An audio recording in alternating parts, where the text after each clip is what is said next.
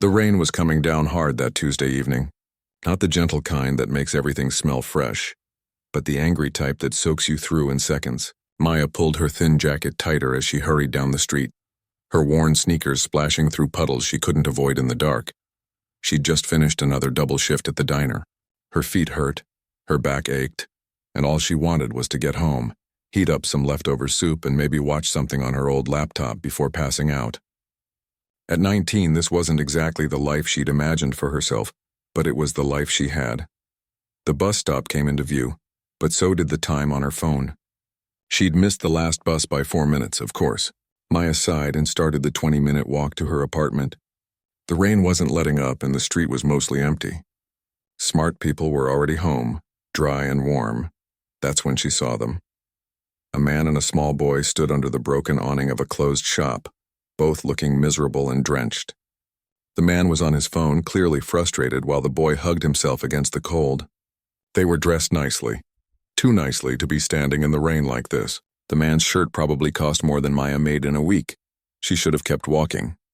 That's what people do in the city. Mind your business, get home safe. But something made her stop. Maybe it was the way the little boy was shivering. Maybe it was because her mom had always helped people, even when they had nothing to give. "Are you okay?" Maya called out, immediately feeling awkward. They clearly weren't okay. The man looked up, surprised. He was probably in his late 40s with tired eyes and worry lines across his forehead. "Our car broke down about a mile back," he explained, running a hand through his wet hair. "I've been trying to get a tow truck, but everyone's backed up because of the storm. And the hotels. There's some big conference in town.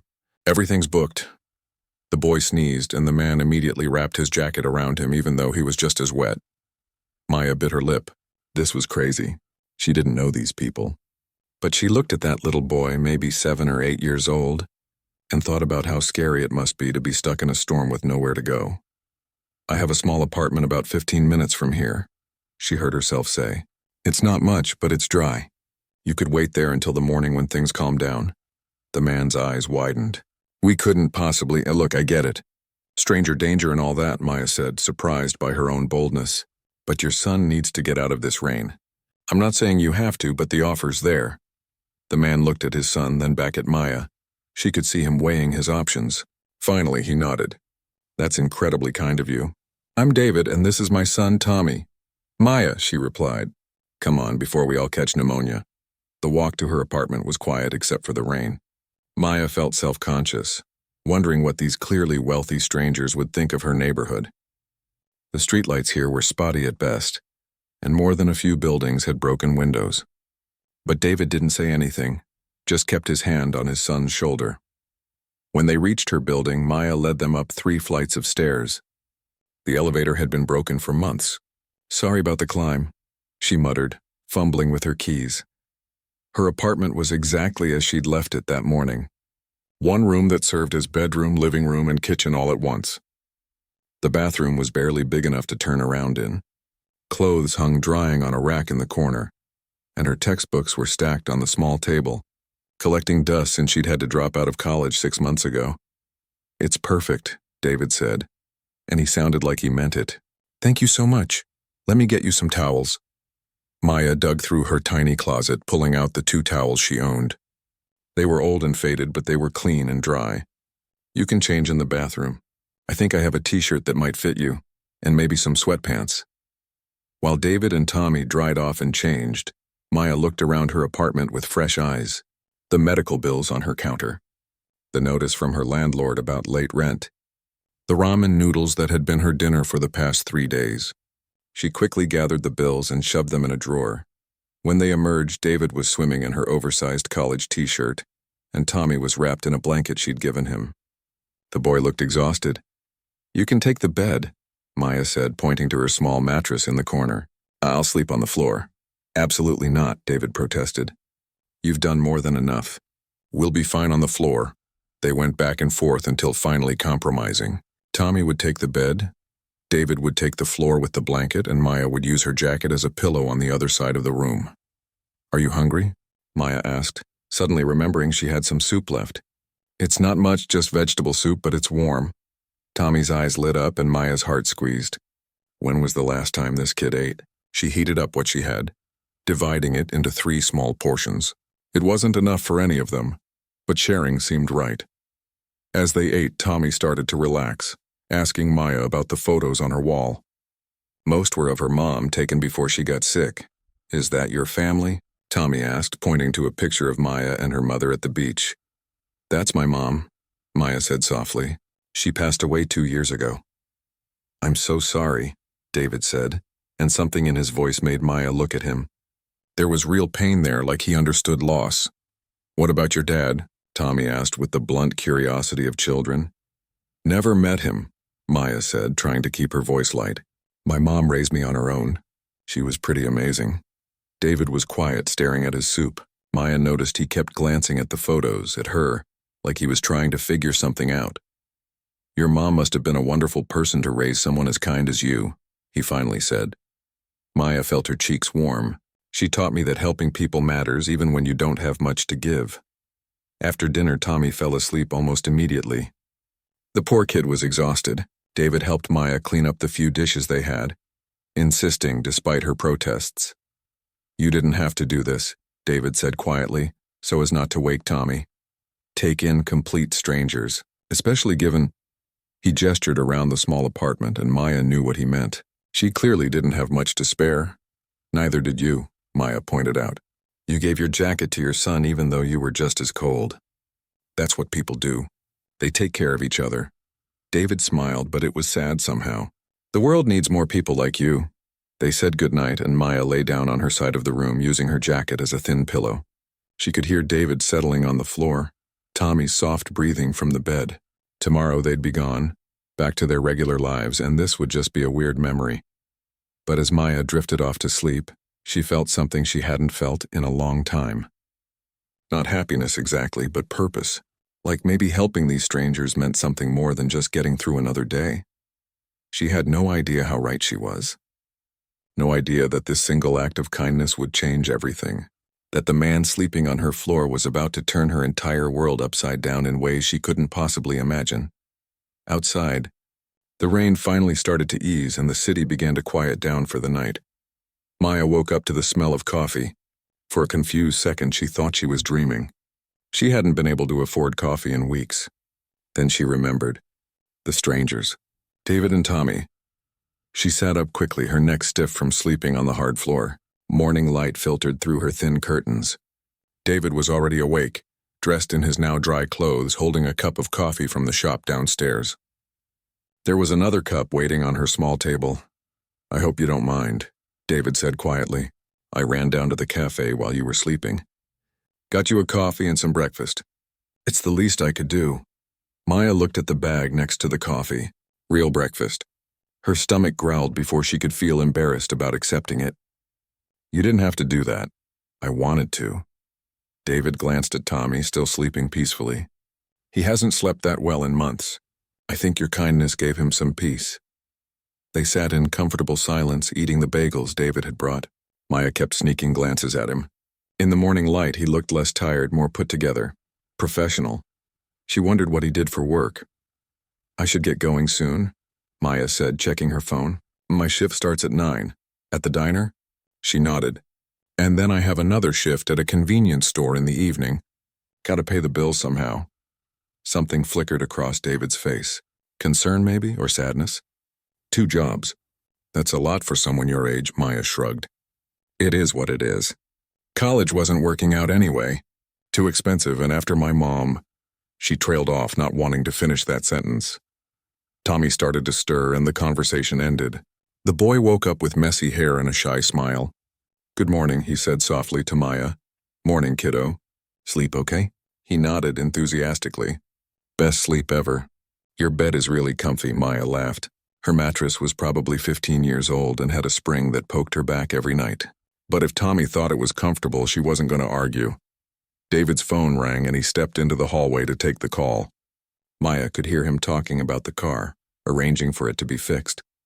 When he came back, he looked relieved. "Tow truck is coming in an hour. We'll be out of your hair soon." "You weren't in my hair," Maya said honestly. It was actually nice having company. She meant it. The apartment had felt so empty since her mom died. 2 years and she still wasn't used to the silence. Before leaving for work, Maya gave David directions to the repair shop and her phone number, just in case they needed anything. Tommy hugged her goodbye, which surprised her. The kid had warmed up overnight. "Thank you for everything," David said at the door. His eyes held something Maya couldn't quite read. Like he wanted to say more but didn't know how. "You're a special person, Maya, don't forget that." "Just helping out," she replied, embarrassed by the intensity of his gratitude. "Safe travels." After they left, Maya noticed an envelope on her table. Her name was written on it in neat handwriting. Inside was $500 and a simple note. "Thank you for your kindness. Use this to take care of yourself. You deserve it." Maya stared at the money, her hands shaking. $500. That would cover her late rent, buy groceries for a month, maybe even pay down some of the medical bills from her mom's treatment. But it felt wrong somehow. She'd helped them because it was the right thing to do, not for money. She tried calling the number David had given her, but it went straight to voicemail. She left a message about returning the money, but he never called back. The next week passed in its usual blur of long shifts and exhaustion. But then strange things started happening. First, Maya received a call from the hospital where her mom had been treated. "We wanted to let you know that your outstanding balance has been paid in full," the woman on the phone said cheerfully. Maya nearly dropped her phone. "What, by who?" "It was an anonymous donation through a charitable foundation. You don't owe anything anymore, $6,000 gone." Just like that. Maya sat down hard on her bed, her mind racing. Could it be David? But how would he even know about the hospital bills? Then came the letter from the university she'd dropped out of. They were offering her a full scholarship for the spring semester, all expenses paid. "Based on your excellent academic record and financial need," the letter explained, "you've been selected as a recipient of the Sterling Foundation Scholarship." Sterling. Maya's hands trembled as she held the letter. She'd never heard of this foundation. She tried looking it up online, but information was limited. Just that it was a private charitable organization that helped young people in need. Next, her landlord knocked on her door with news that made her jaw drop. "Someone paid 3 months of your rent in advance. Said they wanted to help out young people struggling to make it." "Who?" Maya demanded. "Who paid it?" The landlord shrugged. "Payment came through some property management company. They didn't give a name." Maya felt like she was losing her mind. This couldn't all be coincidence. But how could David have arranged all of this? And why? She'd given him shelter for one night. That didn't deserve this kind of response. She tried calling him again. Still straight to voicemail. 2 weeks after that strange night, Maya walked past an electronics store and stopped dead. On the display TV, a news program was showing a business conference. And there, shaking hands with some politician, was David. But the caption didn't say David. It said Daniel Sterling, CEO of Sterling Industries. Maya's blood ran cold. Sterling. Like the Scholarship Foundation. Like the property management company. She stood there on the sidewalk, people rushing past her as the reality sank in. The man she'd helped wasn't just wealthy. He was one of the richest men in the country. She'd seen Sterling Industries mentioned in the news before. They did something with technology, had offices all over the world, and she'd given him her lumpy mattress and reheated soup.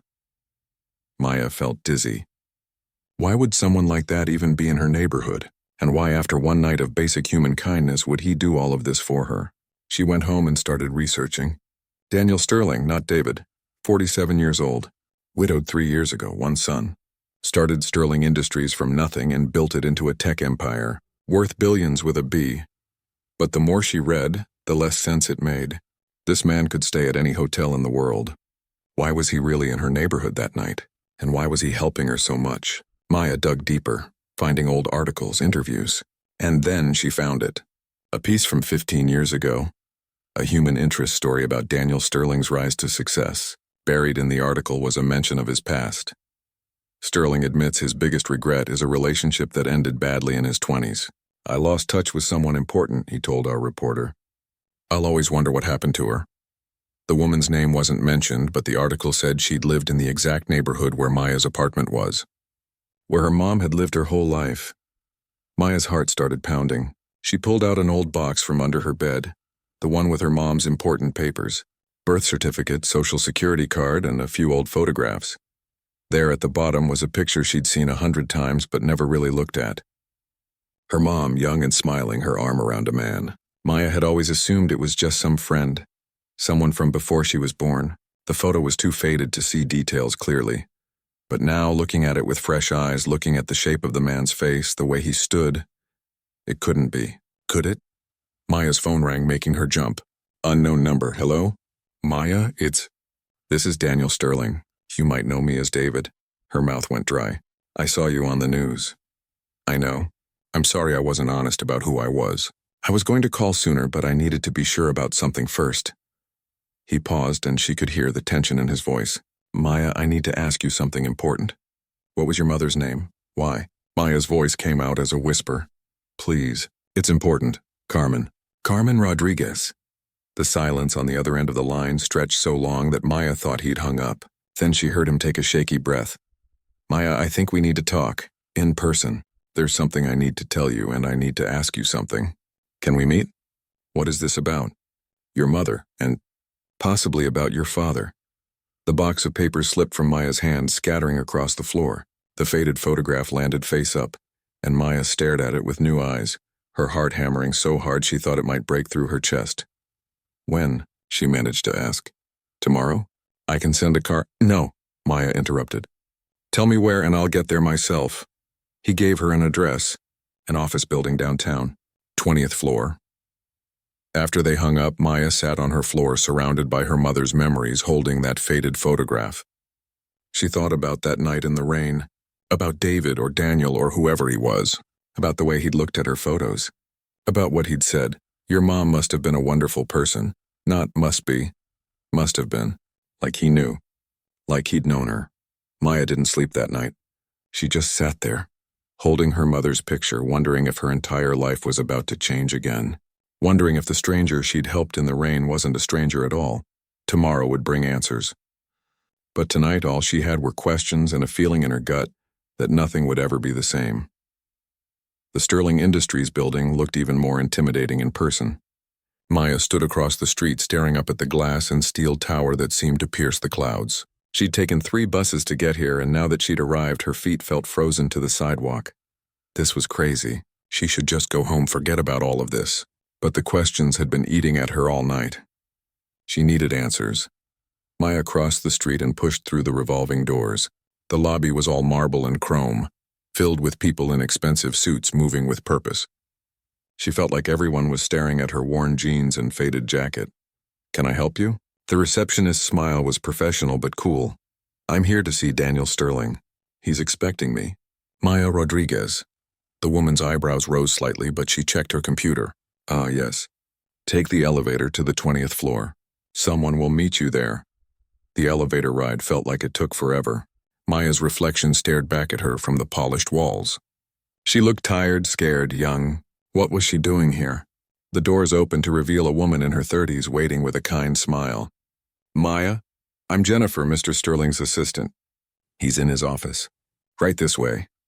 Maya followed her down a hallway lined with modern art that probably cost more than her entire apartment building. Jennifer stopped at a large wooden door and knocked softly. Come in, came Daniel's voice. The office was huge, with floor-to-ceiling windows offering a view of the entire city. Daniel stood by the window, and Tommy sat on a couch in the corner playing with some kind of tablet. When he saw Maya, his face lit up. Maya, you came. Tommy jumped up and ran to hug her. She hugged him back automatically, her eyes on Daniel. He looked different here, in his element. More powerful, but his eyes held the same warmth they'd had that rainy night. Tommy, why don't you go with Jennifer for a bit? Daniel said gently. Maya and I need to talk. But I want to stay with Maya, Tommy protested. I'll come find you before I leave, okay? Maya promised. That seemed to satisfy him. After they left, an uncomfortable silence filled the room. Daniel gestured to the chairs by his desk. Please sit. Maya sat, her hands clasped tight in her lap. You said this was about my mother. Daniel nodded, sitting across from her. He looked nervous, which seemed strange for someone so powerful. 20 years ago, I was nobody. Just a guy with some big ideas and no money to make them happen. I was working 3 jobs, trying to save up, living in your neighborhood because it was all I could afford. Maya stayed quiet, letting him talk. That's when I met Carmen, your mother. She was beautiful, smart, and kind. She worked at the community center, helping kids with their homework. I fell in love with her pretty much instantly. Maya's throat tightened. Her mother had never talked much about her father. Just said he was someone from a long time ago, someone who didn't stay. We were together for about a year, Daniel continued. But I was obsessed with my business ideas. I was always working, always chasing the next opportunity. Carmen wanted stability, a real future. We fought about it a lot. He paused, pain clear on his face. One night, we had a huge argument. I told her I needed to focus on my work if I was ever going to make something of myself. She said I had to choose between her and my dreams. I chose wrong, Maya. I chose my dreams. So you left her, Maya said flatly. I did. I moved to California for a job opportunity.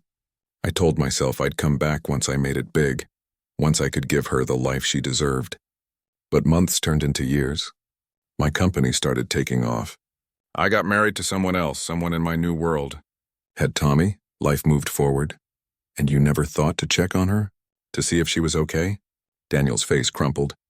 I thought about her every day. But I was a coward. I'd hurt her. And I convinced myself she was better off without me. Then my wife died 3 years ago, and I started thinking about the past more, about regrets. I hired someone to find Carmen to see if she'd be willing to talk. Maya felt cold. When was this? 2 years ago, the same time her mother died. Maya's hands clenched into fists. I found out she'd passed away. Daniel said softly, "Cancer, I was devastated." But the investigator mentioned she had a daughter. That's all I knew, a daughter, around 18 or 19 years old. The investigator couldn't find any record of the father's name on the birth certificate. Maya knew why. Her birth certificate listed the father as unknown. Her mother's choice, her secret. I let it go, Daniel continued. I figured it wasn't my business. Carmen had moved on, had a family without me. But something kept nagging at me. The timing. If she had a daughter your age? He looked directly at Maya. I started wondering if maybe she'd been pregnant when we broke up. If maybe she never told me because I'd made it clear my work came first. That's a big assumption, Maya said, her voice shaky. It was, until that night in the rain. Daniel leaned forward. You told me your mother's name. Carmen Rodriguez. You told me you never knew your father. You're 19 years old, the right age. And Maya, you have your mother's eyes, but you have my smile. And there's something else. He pulled out a folder from his desk and opened it. Inside were photos. Young Carmen, smiling and vibrant. And next to her, young Daniel. Maya's breath caught. They looked so young, so happy. But more than that, Daniel said quietly. When you were sleeping that night, I noticed something. A small birthmark on your left wrist, shaped like a comma. I have the same mark. So does Tommy. Maya looked down at her wrist. She'd always had that mark, never thought anything of it. Slowly, she pulled back her sleeve. There it was, a small curved mark she'd had her whole life. That's not proof, she whispered. No, it's not. That's why I did this. He pulled out another document. 3 days after we stayed at your apartment, I had my doctor collect a DNA sample from me. I also hired someone to get a sample from you. Nothing invasive, he added quickly, seeing her expression. Just from a coffee cup you used at the diner. Maya felt violated and curious at the same time. That's illegal. Probably. I don't care. He pushed the paper toward her. I got the results yesterday. Maya, there's a 99.9% probability that you're my biological daughter. The room seemed to tilt. Maya stared at the paper, seeing words like paternal match and conclusive evidence, but not really processing them. I'm sorry, Daniel said. I'm sorry I did this without asking. But I needed to know. I needed to understand if I'd lost another chance, if I'd walked away from someone else I should have protected. You never walked away from me, Maya said, her voice hard. You never knew about me. Would your mother have told me if I hadn't left? If I'd stayed, would she have told me she was pregnant? Maya thought about her mother. Proud, independent Carmen who'd worked 2 jobs and still made time to help Maya with homework. Who'd never badmouthed Maya's father, never made her feel like she was missing something. Probably, Maya admitted. She would have told you, but you left before she had the chance. Daniel closed his eyes. I need you to know something. Your mother wasn't wrong to keep you from me. I was 25 and stupid. I would have been a terrible father back then. I was obsessed with success, with proving myself. Carmen knew that. She probably figured you were better off with just her. I was, Maya said. She was an amazing mom. She gave me everything she had. I don't doubt it. She was an amazing person. Daniel opened his eyes and they were wet. But Maya, I'm not that same person anymore. Tommy's mom dying taught me what matters, family, being there. I've spent the last 3 years trying to be a better father to him, trying to make up for all the times I put work first. So what do you want from me? Maya asked. You've already paid off my debts, given me a scholarship, paid my rent. What else is there? I don't want anything from you, Daniel said. I want to give you something, a choice. You can walk out of here right now and I'll never bother you again. I'll keep the scholarship and the financial help anonymous. You never have to see me or Tommy again if that's what you want. Or you can let me be part of your life. Not as some rich guy trying to fix things with money, but as your father. I know I don't deserve it. I know I can't make up for not being there all those years. But Maya, when Tommy and I stayed at your apartment, when you shared what little you had with strangers, I saw so much of your mother in you. And I saw something of myself, too. The good parts, the parts I forgot I had. Maya stood up, too agitated to sit anymore. She walked to the window, looking out at the city. Somewhere down there was her tiny apartment, her regular life. 24 hours ago, she'd known who she was. Poor Maya, orphaned Maya, struggling Maya, now who was she? I need time, she said finally. Of course. Take all the time you need. And I want to see the full DNA results, not just a summary. I'll have them sent to you today. Maya turned to face him. Why were you really in my neighborhood that night? A man like you don't just break down in that part of town by accident. Daniel had the grace to look embarrassed. I was driving past your mother's old community center. They're tearing it down next month. I wanted to see it one last time to remember. My car really did break down, that part was true. But you're right. I could have called any number of people to help. I could have waited in the car. But when you offered to help, he trailed off. You wanted to see how Carmen's daughter turned out. Maya finished. Yes. And Maya, you're extraordinary. You're everything she was and more. Maya felt tears threatening but refused to let them fall. Not here, not now. I'm going to go. I'll call you when I'm ready to talk again. If I'm ready, that's fair. Daniel stood. But before you go, will you do something for me? Will you spend a little time with Tommy? He's been talking about you nonstop. Maya hesitated, then nodded. She wasn't ready to deal with Daniel as a father. But Tommy was innocent in all this. And honestly, the kid was pretty sweet. She found him in a break room with Jennifer drawing. When he saw her, his face lit up again. Did you and Dad finish talking? For now, Maya said. He told me you've been talking about me. Tommy nodded enthusiastically. I told everyone at school about the nice lady who helped us. My friend Kevin didn't believe me at first. He said rich people don't help poor people. But I said you did. Maya's heart twisted. Tommy, I'm not rich, I know. That's why it's special. Dad says you gave us your bed even though you didn't have to. He says that's what real kindness looks like. They spent an hour together.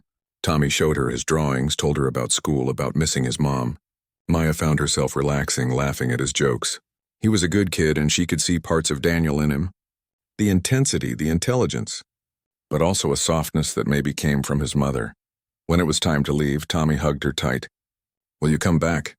I don't know, Maya said honestly. I hope so. I think you'd make a really cool big sister. Those words stayed with Maya on the long bus ride home. Big sister. She'd always been an only child. Always been alone, especially after her mom died. But maybe she didn't have to be anymore.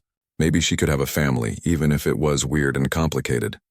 Back in her apartment, Maya pulled out her mom's photos again. Looking at them now, knowing the truth, she could see it.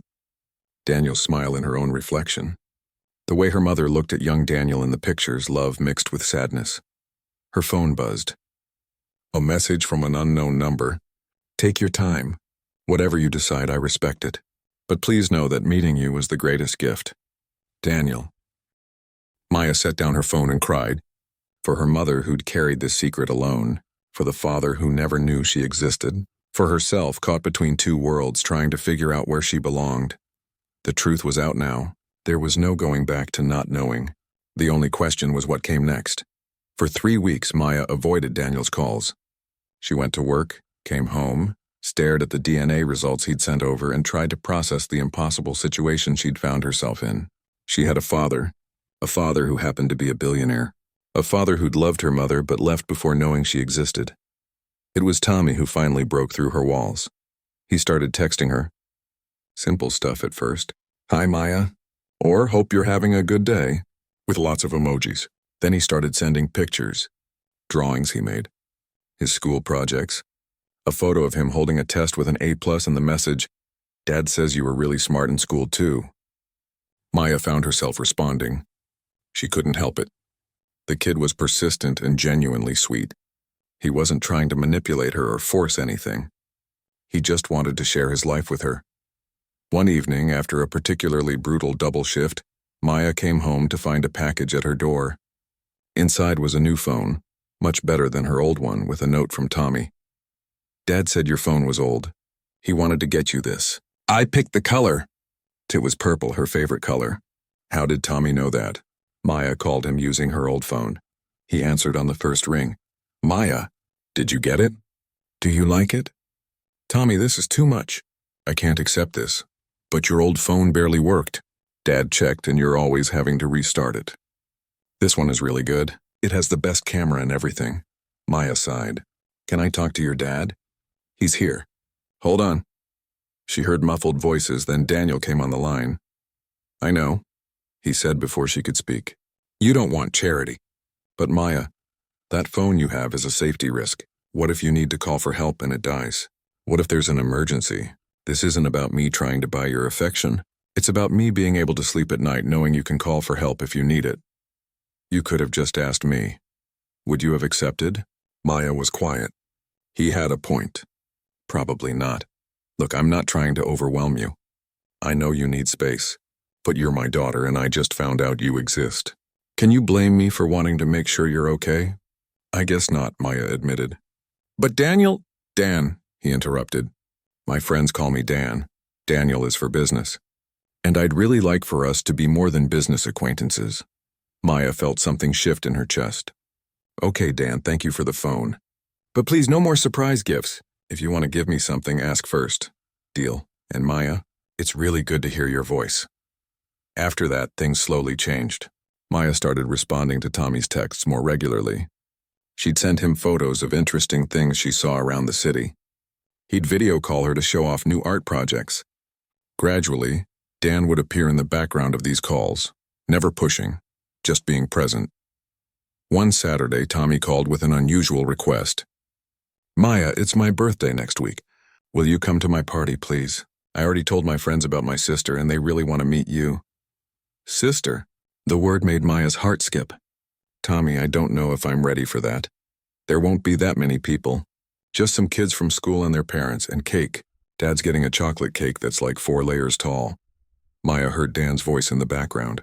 Tommy, don't pressure her. It's okay if she can't make it. But something in Maya's chest was pulling her towards saying yes. She'd been alone for so long. What would it hurt to go to one birthday party? What time? She asked. Tommy's squeal of joy was so loud she had to pull the phone away from her ear. The party was at Dan's house. Maya had looked up the address online and nearly chickened out when she saw the photos. It wasn't a house. It was a mansion. 3 stories, a pool, gardens that looked like they belonged in a magazine. When she arrived, Tommy ran out to meet her before she even made it to the door. You came. You really came. He grabbed her hand and pulled her inside. The party was in the backyard. About 15 kids ran around playing games while their parents chatted in small groups. It was nice, normal. Not the super fancy event Maya had feared. Dan found her standing awkwardly by the drinks table. Hey, glad you made it. Me too, I think. Maya gestured to the house. This is where you live? Yeah, it's too big, honestly. Rattles around at night. I keep thinking about downsizing, finding something that feels more like a home. He paused. Tommy's mom decorated most of it. I haven't changed much since she died. Not sure I know how to make it feel like mine. Maya looked at him, really looked at him. He wasn't some untouchable rich guy.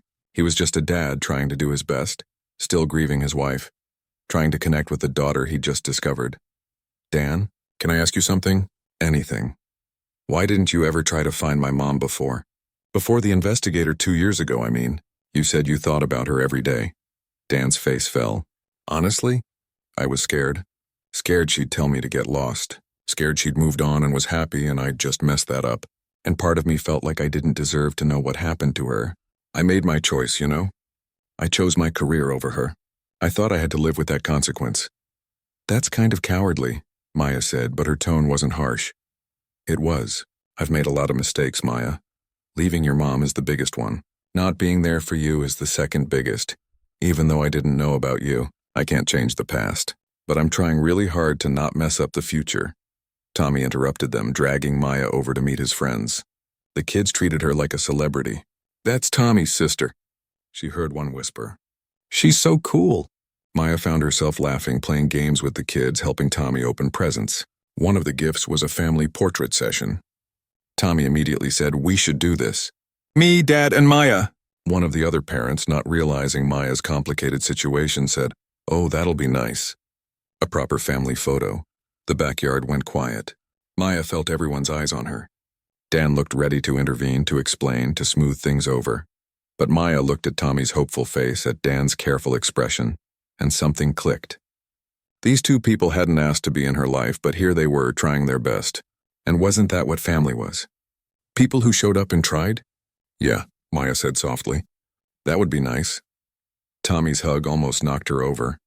As the party wound down and parents collected their kids, Maya helped clean up.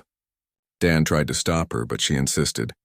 They worked in comfortable silence, picking up paper plates and deflating balloons. "Maya," Dan said as they finished, "I want to show you something, if you're okay with it." He led her upstairs to a room she hadn't seen. When he opened the door, Maya gasped. It was a bedroom. But not just any bedroom. It was beautiful, decorated in soft purples and grays. There was a real desk, a comfortable-looking bed, bookshelves waiting to be filled. "I had this put together last week," Dan said quietly. "I know you have your apartment and I'm not trying to push you out of it. But I wanted you to have a space here, somewhere you could come stay when you wanted. Or if you needed a quiet place to study, or just somewhere that was yours." He paused. "The offer has no strings attached. You can use it or not use it, but it's here." Maya walked into the room, running her hand over the desk. Everything was exactly what she would have picked herself. How did he know? Tommy helped, Dan admitted, reading her mind. "He's been paying attention to what you like in your texts." The kid's perceptive, Maya sat on the bed. It was incredibly comfortable. So different from her lumpy mattress at home. "This is too much." "It's not enough," Dan countered. "Maya, I missed 19 years of your life. 19 birthdays, first days of school, scraped knees, high school graduation. I can't get that back.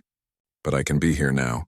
I can give you a place where you're always welcome, where you always belong." "I don't know if I can do this," Maya whispered. "I don't know how to have a father. I don't know how to be part of a family like this." Dan sat next to her, careful to leave space between them. "I don't know how to have a grown daughter. I'm probably going to mess this up a lot. But we can figure it out together. No pressure, no expectations, just trying." Maya thought about her mom, about what Carmen would say if she were here. She'd probably tell Maya to stop being stubborn, to let people in, to accept help when it was offered with genuine love. "Okay," Maya said finally, "but we do this slowly. I'm not moving in tomorrow. I'm not calling you Dad right away. We take it one step at a time." "One step at a time," Dan agreed. "But Maya, thank you for giving me a chance I don't deserve." "You might deserve it a little," Maya admitted. "You make a pretty good chocolate cake. And you raised Tommy, who's basically the sweetest kid ever." Dan laughed, and it was a real laugh, full of relief and hope. Tommy appeared in the doorway. "Are you guys done talking? Because I want to show Maya my room. And my turtle. Oh, and Dad, can Maya stay for dinner, please?" Maya looked at Dan, then at Tommy's eager face. A few months ago, she'd been alone in her tiny apartment, working double shifts, wondering if anyone would even notice if she disappeared. Now she had a little brother begging her to stay for dinner and a father looking at her like she was precious.